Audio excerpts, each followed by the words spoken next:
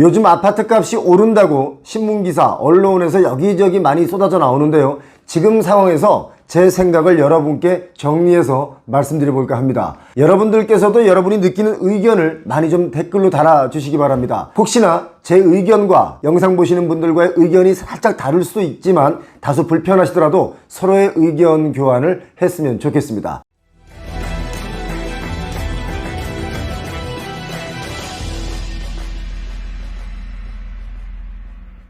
자, 집값이 오른다는 기사 많이 나오고 또 실질적으로도 반등해서 거래된 아파트들이 나오고 있죠. 그런데 최근에 오른다는 많은 그 기사들을 보면서 어떤 생각이 드냐면요, 떨어지기를 기다리고 있는 사람들을 초조하게 만들어서 매수에 올라타게 하려고 일부러 쓰는 기사 같다, 이런 생각을 했습니다. 물론 팩트를 기반으로 한 기사지만 일부 지역의 일부 거래일 뿐이다, 저는 이렇게 보고 있기 때문이죠. 반등해서 오른 아파트 있죠. 그런데 요즘 매도인과 매수인의 인식 차이가 어떤 식으로 심리가 형성되고 있냐 하면요, 매도인은 지난 급등 시기 때처럼 매도 호가를 점점 이렇게 높입니다. 예를 들어 매도인이 7억에 매물로 내놨다가 8억으로 올리면 매수인이 따라 붙어야 되는데 따라 붙어서 사주지 않거든요. 지금 안 사주고 있어요. 7억인데 한 7억 2천으로 올리면 매수인이 나타나는데, 이때 매도인들이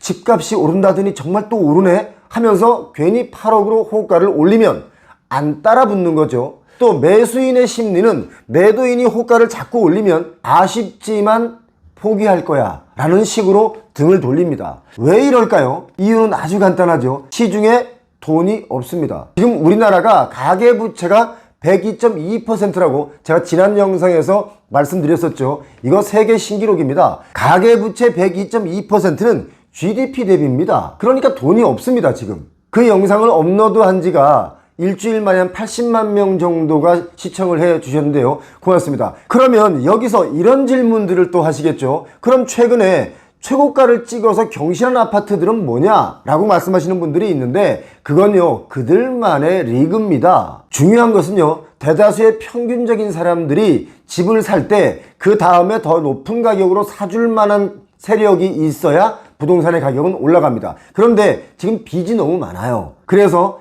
집을 살 수 있는 유효 세력이 거의 없다, 저는 이렇게 보고 있습니다. 그리고 신문기사는 건설사나 시행사가 원하는 방향으로 쓰고, 또 어떤 언론사의 경우는 그 수익의 비중 중에 건설사의 광고 비중이 높기 때문에 언론사의 대주주인 경우도 많이 있죠. 그래서 그런 기사를 우리는 다 믿을 필요가 없다, 저는 개인적으로 그렇게 봅니다. 여러분 생각은 어떻습니까? 지금 부동산에 돌아가는 분위기는요, 정부와 국토부의 스탠스에는 변한 게 없습니다. 집값은 안정되어야 한다. 경착륙은 경제 악화를 불러올 수 있기 때문에 연착륙해야 한다. 그래서 연착륙, 경착륙, 아무튼 착륙을 해야 한다, 이거잖아요. 그래서 급격하게 떨어질까봐 특례 보금자리론을 내놨는데, 이 대출 역시 현재까지 한 80% 정도 소진이 되었습니다. 아마도 지금 경기가 좋을 때라면 보금자리론이 나오자마자 소진되었을 것이다, 저는 이렇게 보고 있는 거죠. 정부에서는 분명히 연착륙이라고 이야기를 하는데, 혹자들은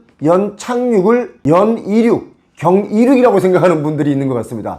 이게 착각입니다. 연착륙, 안착하는 거예요. 그냥 안정이에요. 그런데 많은 사람들은 다시 이륙해서 뜨고 있다, 이렇게 말하는 분들 때문에 착각이 생기는 겁니다. 정부는 지금 시기에 절대 이륙을 원하지 않습니다. 왜일까요? 그것은 바로 여러 가지 이유가 있습니다. 부동산의 버블이 더 커져서 우리들 삶이 팍팍해지면 정치권이 어려워지기 때문입니다. 자, 그런데 연착륙을 바라는데 규제를 너무 많이 풀어줬죠. 그래서 또다시 잘못된 시그널을 줄 수 있기 때문에, 그리고 그렇게 시그널을 잘못 받아들이는 분들이 있기 때문에 다시 급반등으로 오른다 라고 하는 분들이 있는 거죠. 지금 여러분, 우리나라의 부동산 버블이 얼마나 심한 줄 아십니까? 부동산 버블은요, 정말 망국병입니다. 우리들 자산의 대부분이 빚인데요, 여기서 또 뭘 바라겠습니까? 지금 5월 들어서 거래량을 보니까 줄어들었습니다. 23년 1월, 2월, 3월에는 거래량이 늘었습니다. 집값 반등 이야기가 그때 나오기 시작했는데 다시 지금 거래량이 줄어들었습니다. 왜일까요?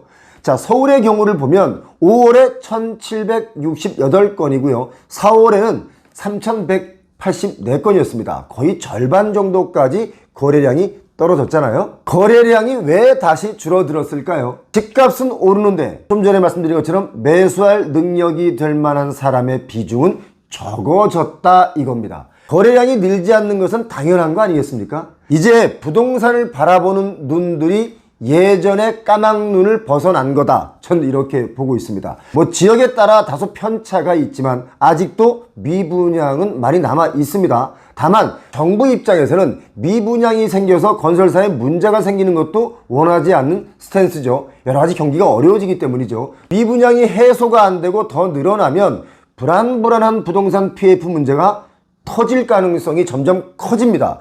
그렇게 되면 걷잡을 수 없는 위기로 힘든 상태가 더 빨리 다가오겠죠. 그렇기 때문에 정부에서는 지금 부동산 분위기 살짝 띄우고 언론은 또 이때다 싶어 바람 불 때 연날리듯 기사를 실어서 남은 물량을 최대한 털어내려고 하는 중이다. 이렇게 보고 있습니다. 그런데요, 어차피 내년이면 미분양 물량도 어느 정도 조금 줄어들 것이라고 봅니다. 왜냐하면 공사를 멈춰서 공급 물량이 많이 줄어들기 때문이죠. 그리고 아파트 매물 보실 때 여러분 네이버에 나오는 정보만 보시면 안 됩니다. 거기는요, 제가 여러 번 말씀드렸다시피 호가가 매도인들의 희망가입니다. 요즘 반등 나오는 아파트는요, 신축 대장 아파트가 많은데 그 지역의 네이버 매물 그거 보시고요, 실제로 그 지역 부동산 한번 가보시면 깜짝 놀랍니다. 실거래가보다 1억, 2억 싼 매물들이 사실은 넘쳐나고 있습니다. 그런데 가끔 반등한 가격으로 거래됐다, 이런 것들이 신고가 되고 있죠. 글쎄요, 이 신고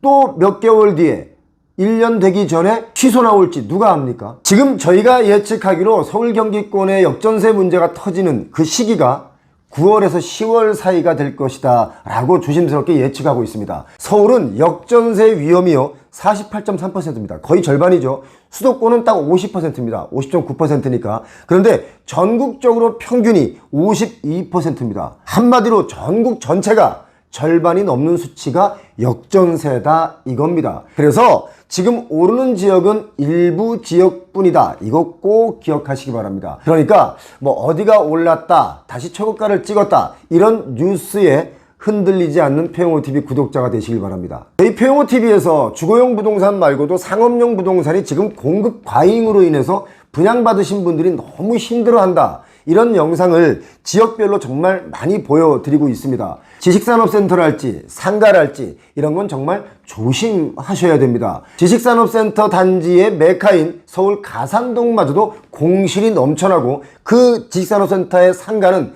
거의 폐업 수준인 곳이 많이 있는데 타 지역은 오죽하겠습니까? 자, 건물이 통째로 비어있는 곳도 아주 많습니다. 분양을 할 때는 입지가 좋다, 여기 다른 지역에서 싸다, 교통이 좋다, 여기는 인구가 얼마기 때문에 이런 혜택이 있다, 이런 걸로 홍보를 해서 분양을 받고 나면 정말 텅 비고 아무도 그 안에 안 들어간 이런 참담한 부동산이 한두 군데가 아니죠. 표용호TV를 보시면서 어떤 선택이 현명한 선택인지를 잘 판단하셔서 부동산으로 인해서 울기보다는 부동산으로 행복해지시길 부탁드리겠습니다. 자, 부동산 거품을 지금도 조장하는 세력들이 있습니다. 우리나라가 급성장하던 시기의 부동산과 지금의 부동산 시장은 전혀 다른 얘기입니다. 이거 꼭 기억하시기 바랍니다. 제가 오늘 여기까지 할 텐데요, 표용호TV 영상 보시고 영상만 낼름 보시고 그냥 다른 것도 막 찾아가시는 분들이 있는데 그러지 마시고 꼭 구독 버튼 눌러주시고 함께 해주시면 좋겠습니다. 구독 버튼 누르시면 부자가 될 가능성이 높아지고요, 구독 버튼 안 누르시면 뭐 부자가 되든 말든 그건 뭐 저하고 아무 상관이 없는,